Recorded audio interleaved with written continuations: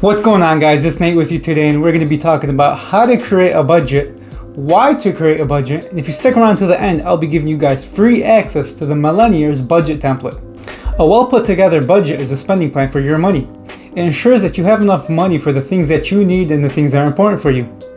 Once you have a budget put together, it's going to help you pay off debt and keep yourself out of debt, all while enjoying your money. A lot of people have a misconception of what a budget does and what it actually is.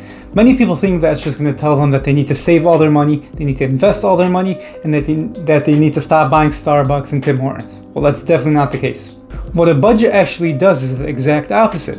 It does tell you how much to spend, it does tell you how much you need to invest according to your goals for the future, but it also does give you a certain amount and show you how much you're actually able to spend. So let's jump into it. Step 1 to creating your budget is knowing your income, or knowing how much you're making. Let's say your salary is $100,000. When creating your budget and knowing your income and knowing how much you spend, you want to take into account all the taxes that are taken out, your 401 contributions, your social security tax that's taken out, and all that stuff. So realistically, after all of that stuff, after taxes and everything, you're probably going to be taking home $65,000 to $70,000. So plan your budget for this number. If I was to ignore that and just plan for the $100,000, I'm going to definitely be overspending and probably fall into some type of debt. Don't only account for what you're getting from your 9 to 5 or your normal job, you also want to account for the income that you're getting from your side business, from your side hustle. If you're selling any stocks, if you're receiving any dividends that you're not reinvesting, you want to get all this together to know how much exactly you're getting in income. The first benefit of doing this is if you get that number together, let's say you're making less than you actually want to make, this will give you the opportunity to jump into a second stream of income. If you want to start a side hustle. Nowadays, you can start a side hustle with anything. I mean, who would have thought that you'd be able to make money by streaming video games online? I mean, if there's a will, there's a way. Step 2 is knowing your goals. Once you know how much income you make, you can now determine whether your income aligns with your goals and your future plans. Goals will serve as a roadmap to your journey to a wealthy life. They'll help you determine how much you need to spend, or how much you're able to spend, how much you need to save, and how much you need to invest. There are a few rules I like to follow when making my goals. And the first one is probably the most important, which is be as specific as possible with your goals. Let's say you're going on a road trip to Florida and you pull in the address in your GPS and it just says something like go south for 5 minutes and then turn left. It doesn't really help you with anything. How far is 5 minutes? How fast do I need to be going? Left on which street? Or you can have the option of having a roadmap that tells you like go 0.4 miles down Subscribe Street, then make a left on like this video street, and then proceed for 1.2 miles. Once you get to Comment Street, make a right and proceed, and you're at your destination. Which option is better? 1 or 2? You get the point. Bad roadmaps don't help you get anywhere, and neither do bad goals. When you say something like my goal is to be rich, what does that mean? What is rich? When do you want to be rich? Set those specific details to help you achieve your goals. An example of a good goal would be have $100 per month in dividend income by the time I'm 30. When you set goals like this, it makes it super easy to follow the steps in order to reach this goal. You'll say, okay, I have 10 years till I'm 30. That means I need to invest $200 per month at a 5% dividend yield in order to reach my goal. There. Invest your $200 and you reach your goal. The next rule I have for setting a goal is set a timeline. Make sure you know when you want to achieve this goal by. This way you're able to track your progress. Am I falling behind on my goals or am I ahead of my goals? If you're ahead on your goals, maybe you could stop spending, or maybe you can start spending some more and enjoy your money a bit more. And in my case, I just invest even more. But maybe if you're behind on your goals, you need to be more aggressive in your savings or in your investing. So the last rule I have for setting a goal is make sure you have a reason for setting these goals. Make sure there's something pushing you. If you're just blindly setting your goals, you're not really going to care if you're missing them or if you're falling behind. Okay, you figured out your income and you figured out your goals. What is step 3? Well, step 3 is going to hit you personally because this is for all the people that just swipe and don't know where they're spending their money.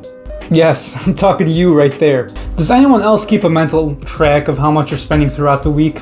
I mean, I spent $200 there, I spent $50 there, I spent $30 there, I spent $20 there. Okay, $300, not that bad. And then you go and check your credit card statement or your bank account and it's more like $500 or $600. No one? Just me?